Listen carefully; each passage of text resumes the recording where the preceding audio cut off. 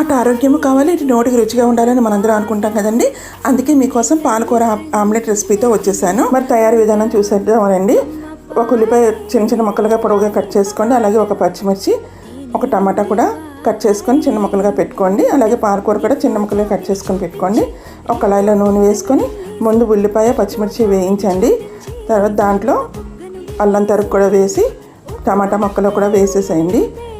బాగా వేపండి, దోరగా వేపక్కర్లేదు, కాస్తంత మగ్గితే చాలు.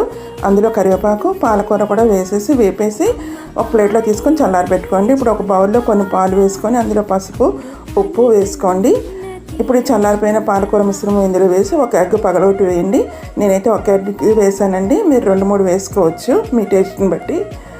ఇప్పుడు ప్యాన్లో ఆయిల్ వేసుకొని ఈ పాలకూర ఎగ్ మిశ్రమం దీంట్లో వేసేసి అటు ఇటు దూరగా కాల్చండి. అంతేనండి, పాలక్ ఆమ్లెట్ రెడీ అయిపోయింది. వీడియో నచ్చితే లైక్ చేయండి.